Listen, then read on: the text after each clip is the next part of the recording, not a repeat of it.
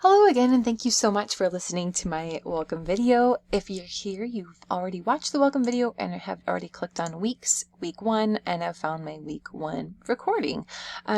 What we had done in the previous video was just get started with some of the basics of our course syllabus, and I left off at the student success plan, and I really wanted to just spend a few minutes talking to you about how much I'm excited to work with you and want to see you succeed. And so I provided you a few tips, organizational and otherwise, that might be helpful, especially in an online asynchronous class. You might be surprised to learn that self-regulatory behaviors actually predict college success or variance in college achievement more than an SAT score, more than an ACT score, more than your high school grades, or even your own attitudes and mindset. So what exactly are self-regulatory behaviors?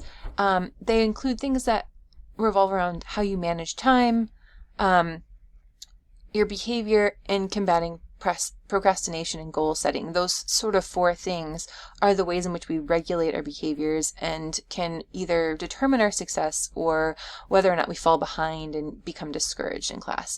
And so the 2 really important elements that I want to talk to you about are knowing how to manage your time and to set goals, and knowing how to combat procrastination, which happens to all of us. So what I've done recently in our syllabus and in our, you'll see momentarily in our week 1, is provide you with a few different tools to help you manage your time, also to help you avoid and combat procrastination. So I have a link here to some time management practices, but for this class, just familiarize yourself with our Wednesday, Friday turn-in schedule, and please use our monthly calendar, which I'll show you in a minute, that includes due dates and schedules, so that you can see what's up on the horizon, what to prepare for, and how to manage your time. One person recommends using an 8-8-8 formula, which means that we think about our day requiring 8 hours of sleep to stay healthy and strong, 8 hours of leisure time, which unfortunately may include working, the time that you're spending if you're working, and then 8 hours of school, going to school, driving to school, taking classes, and doing homework. In addition, estimate how much time our assignments will take, and that's a big help. Each day you might think about doing a little bit at a time, right? So really taking small steps to achieve larger goals. So 20 minutes for reading, 30 minutes for drafting, and I'll show you momentarily how I've kind of imagined how much each of our projects will take. Again, these are just approximations, but perhaps will be helpful for you if you're thinking about how to plan your week, what assignment to work on first, and how much time to set aside for it. Now, one of the things I'm famous for doing is to have replacement activities in my day when I'm really supposed to be doing something else. And so combating procrastination is something that we should also just be aware of, and is maybe especially prominent in an online asynchronous environment because we're already on our computers or our phones. And so the 2 are sort of united and intrinsically tied. So replacement activities are things that seem like they're productive, like checking our email or folding laundry, but actually just get in the way of us achieving what our time on task is. And so for this class, what I'm asking you to do is to really spend some focused time, like setting very specific, what are called SMART goals for yourself. I'll read 10 pages, then I'll check my email and phone. I'll write a few sentences, then I'll check on the laundry. I'll write or read or take notes for 10 minutes, and then I'll go get a snack. So really rewarding yourself for achieving your set goals, but also making sure that your time on task is focused. And so doing that by setting small goals is going to really help you in this class. Avoiding burning out in this class, reaching out to me if you're falling behind and you're struggling in any way. Stay engaged, stay in contact, and stay strong. If there's anything you're confused about in this class, again, as an asynchronous modules, it can be a little bit confusing or maybe even isolating, and so please reach out. We're going to be doing lots of collaborative activities so that you feel comfortable and part of a community within our classroom. But that doesn't mean that everything is always going to be clear, and so I try my best to articulate our goals and our assignments. But if there's any confusion, always reach out. Also get to know your peers, troubleshoot, create a group chat for you and your peers this semester. But always, if you have questions, reach out to me first. So our course objectives for this class include the following, and I will include our course objectives at the top of each of our weekly modules just so you can see what we're going to be working on specifically. For example, in week 1, we're going to be practicing writing as a process involving inquiry, research, feedback, and revision. We're also going to think about analyzing arguments presented in sources. We're going to have a short reading, maybe a 8-page reading that describes what a community feels like to this particular person. And then our topical outline sort of outlines what exactly we're going to be describing over the course of the 12 weeks in this particular order. So Blackboard is our major form of communication aside from our emails. I will respond to you very quickly during the weekdays, but do allow me enough time within, at least 24 hours before you check again. There's lots of emails that I get, lots of other kinds of grading things I'm doing, so please be patient. If I haven't reached out to you after 24 hours, though, always feel free to check back in. I am usually sooner on the weekdays, but sometimes less on the weekends. Please give me a little bit longer on the weekends. I do check email less frequently.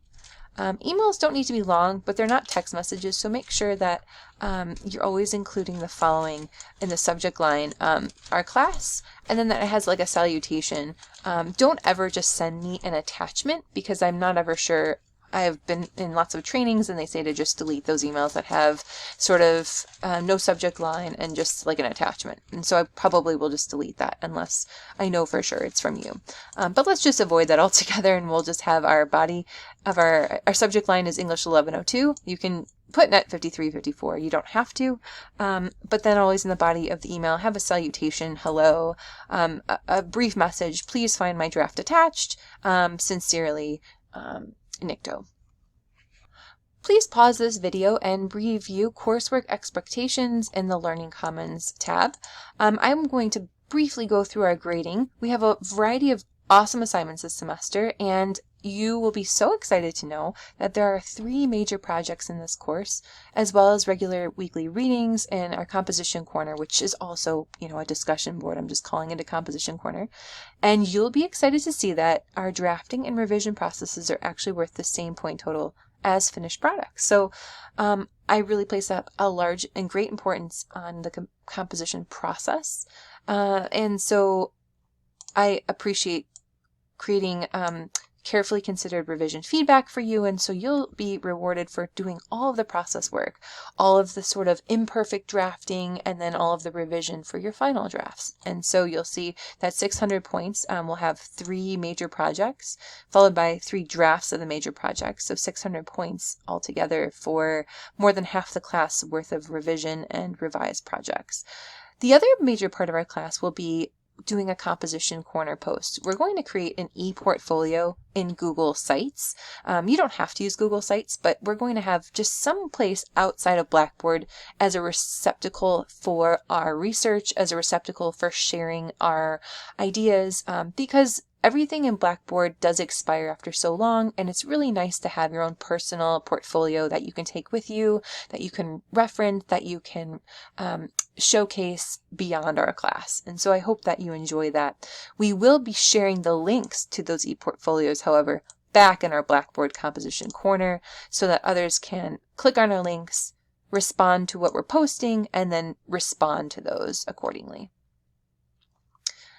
Please read through the composition corner discussions, what exactly is required, and the 3 main projects are community needs assessment, our data collection, and our advocacy project, our letter for change. These are sort of brief descriptions of those 3 assignments. As you scroll down, you'll see that the grading scale is pretty much the same as it is in every class. An A is 90 to 100 points, etc., and you'll be able to notice your grades in our gradebook. Please make sure that your assignments are due on time. I try to give credit to all processes in your work, but I do have a strict policy on, turning in things too late. I've had students later in the semester, the last few weeks, trying to turn in all of their work from their composition corner posts and replies up until that last point, and really no one benefits from having late work and late responses on previous week's ideas. And so let's continue to stay on top of our work. If things come up, let me know. Otherwise, please reach out.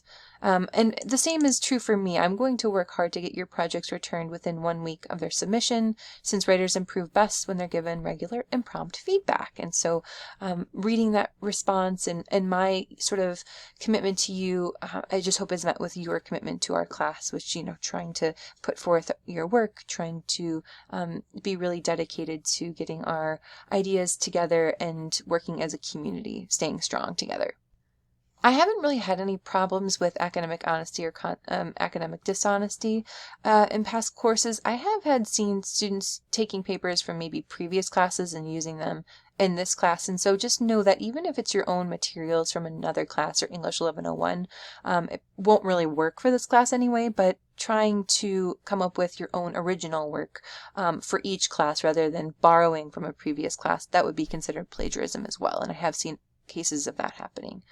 I have a religious observances policy here. Please pause the video and read through that. And notice that our withdrawal date is Sunday, April 21st, if for any reason you need to withdraw from our class. The final part of our syllabus is our due dates calendar. You'll notice that I have a series of just very brief outline of our 12 weeks together. Week 1, the due dates are Wednesday and Friday, and so these are the dates for this coming week. Wednesday, February 21st, Friday, February 23rd, so on and so forth. I also have just some small notes to myself too. Roster verification is due, so if you haven't logged into Blackboard, make sure you do so that I don't mark you as not being in class. Same thing with quarter grades, our spring break dates, midterm verification and grades due in week 7, and you'll also see that when the major projects are due. So if you have, you're working on scheduling your time, if you're working on really keeping track of your time, make sure that you put these in your planner or your whatever calendar you use so that you kind of know that those are on the horizon. Thank you so much for spending some time thinking about this syllabus with me. Please take a longer time at your leisure to sort of investigate some of these pieces in more detail. And then I'd like you to click back into our Blackboard Week 1 folder. Here we are again in our Week 1 folder. You'll have our course objectives here every week, so you'll see what we're going to be working on so that you know that you can be assured that this class is covering the material that you signed up for. I also have 2 ways of helping you manage your time. One is to provide you with due dates as they are sort of listed, but I also have kind of a nice calendar for those who like to see the dates visually, like when things are due. And so what I've also tried to do is provide you with just an estimate about how much time each of these tasks take so that you can sort of schedule your time, remember time on task versus the sort of productive procrastination, really trying to think about, okay, 15 minutes, can I just sit and watch this video, take a few notes? Can I just sit for 15 more minutes and watch the introductory video? And then can I spend 10 minutes on task listening to maybe some former student feedback and tips for taking this class?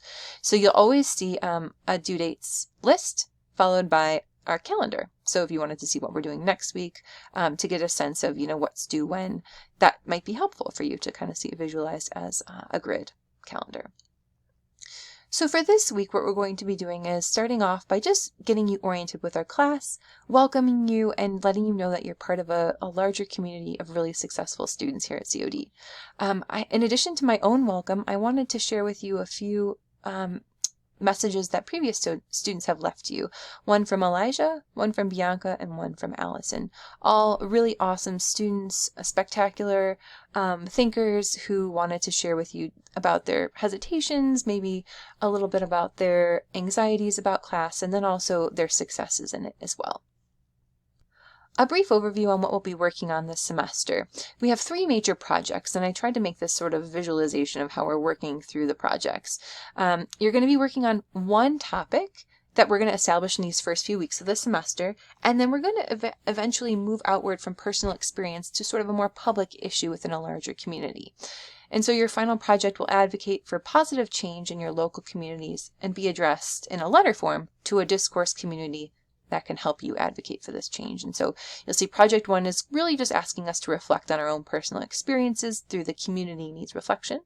The second one is to analyze. We're going to be doing a lot of researching, a lot of looking through databases, journals, articles, news articles, primary sources, secondary sources in the second section.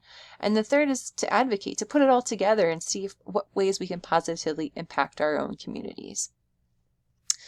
I have a couple more things to explain in the final video. Thank you so much for listening so far.